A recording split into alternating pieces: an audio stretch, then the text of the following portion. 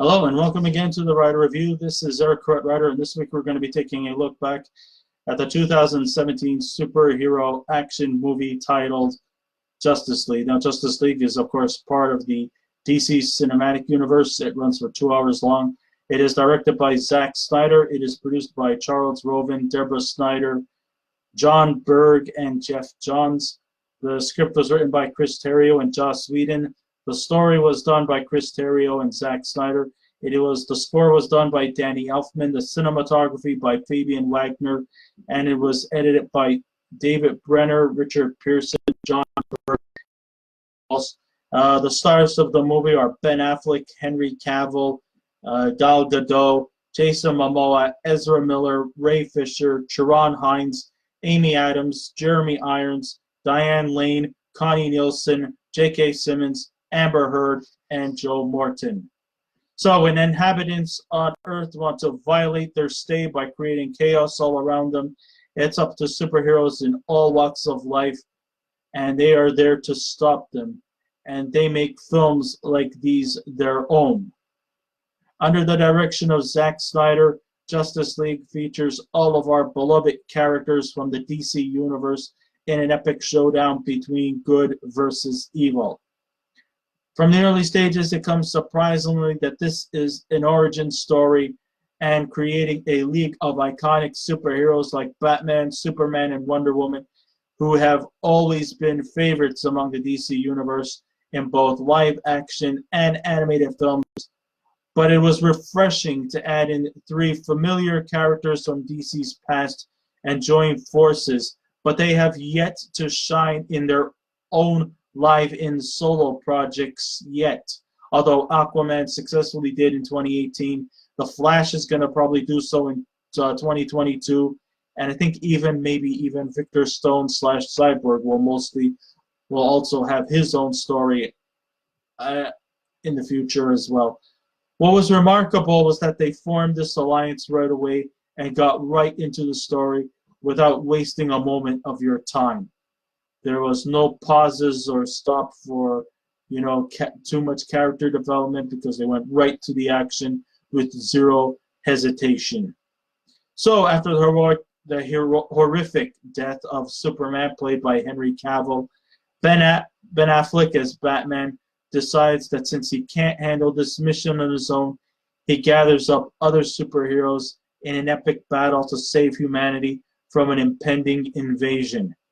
Ezra Miller joins the troupe as Barry Allen, better known as the Flash, who's both energetic, determined, and insecure, and also provides some of the best laughs in the movie with his sarcastic one-liners and his clever quips. Jason Momoa brings life into the Arthur Curry Aquaman character, who's both physically strong but also very stubborn in nature, and takes a lot of persuasion to join forces in the Justice League team. And Ray Fisher shines as Victor Stone / Cyborg, who brings his heart to the game, though he tries to find purpose between it all. Is very understanding. He was a football player. He died from some kind of injury or some sort. His father, who couldn't stand the grief, decided to take part of him and made him into almost like a hybrid robot human specimen known as Cyborg. But we're also very glad to see Gal Gadot back as Diana Prince / Wonder Woman, who is still grieving and questioning herself in saving humanity while mourning the death of Steve Trevor. At the same time, we kind of understand Batman's situation as he's showing his age and that his composure is waning as he's aware that he will retire very shortly. This was kind of a bit of, like Ben Affleck's final goodbye in the character of Batman.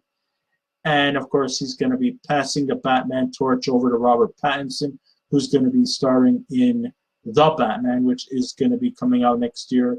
Looking forward to it. Hope everything turns out well. Though the superheroes are fleshed out quite nicely, it's a shame that the villain doesn't get the same treatment. Steppenwolf, played by Ciaran Hinds, is just another underdeveloped villain from the planet Apocalypse, who sends his parademons to Earth to search for 3 mother boxes with no real scenes from him and that one could describe as memorable. In fact, I personally think that that Steppenwolf didn't even look like one of those costumed villains. In fact, he looked like a CGI computer-generated algorithm as opposed to a costumed, authentic-looking villain. While the superheroes seem to get the kind of like authenticity look of them, Steppenwolf seems to be shamefully tending to look more like a CGI algorithm. It's also kind of a little bit weird that Superman was also semi-CGI, because I think Henry Cavill had another movie where he was supposed to keep his mustache, but in the Justice League movie, he was supposed to be clean shaven, so they kind of CGI his face, which kind of also made things look a little bit weird too. So, I'm not saying that this movie was perfect by any means of the imagination, but there is a little bit of nitpicking in this movie that kind of keeps it away from being authentically great. It's good, but it's not great. That's what I'm kind of saying. And I'm not just picking on the DC Comics universe for having underdeveloped villains. Marvel Studios are famous for unmemorable villains too, with the exception of Thanos. All the other villains in the Marvel Cinematic Universe also seem to lack in development as well. So I wish they would kind of like boost more of the villain characters to make them just as equally fleshed out, like you would see in the Tim Burton, Joel Schumacher Batman movies, the Spider-Man movies in the early 2000s, which had some colorful villains. I wish they would have done that too here as well. While clocking in at the 2-hour mark, it shows that the narrative is way too simplified. I understand some people think that 2.5 hours is labor, but by rushing into the action and gathering these superheroes, little to savor the moments and get to know why they're going into this deadly mission. There are also tedious moments where events are just patched on just to create an incoherent series of events, which makes the flow of the story at times underwhelming.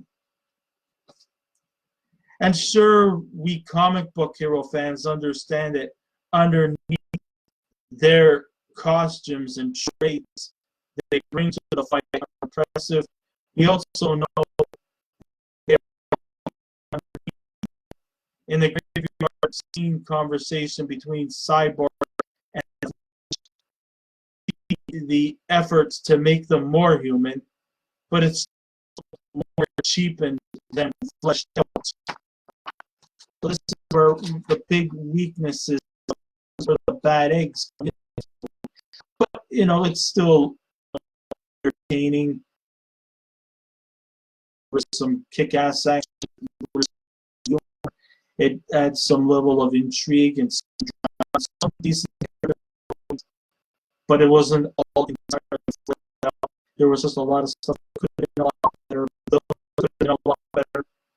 Steppenwolf should have, had a much more better looking feel. Instead of a computer looks more blue screen than authentic.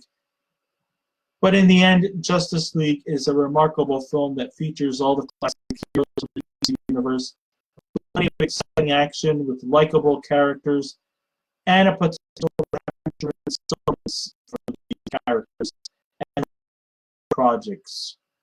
It brings a great feeling of joy. It has a lot of bit of nostalgic feelings. It was just a kid again, even though I'm in my mid-40s. I still, comic books. I still enjoy watching movies, animated stuff based off of superheroes, whether it be DC, Marvel, miscellaneous. But I just think that the DC universe is still trying to evolve and has not yet reached the same levels as the Marvel Cinematic Universe. But I guess you should give it some time, and maybe things will get better as the time goes on.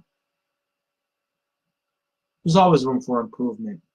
Hell, even the Marvel Cinematic Universe, who's been around since 2001, still needs a lot more stuff to get better at. So with all that said and done, if I was to give this a scale out of 10, I would give Justice League a 7 out of 10. So I guess this ends my writer review. Thank you all for listening in. If you wish to subscribe to my channel, please feel free to do so. If you wish to leave a comment, go right ahead. But just remember the 3 simple rules: be kind, be courteous, and please refrain from any rude comments. And I'll be back again with another movie review. So until next time, this is Eric, Red Writer, saying keep watching those movies, and I'll see you around. Goodbye.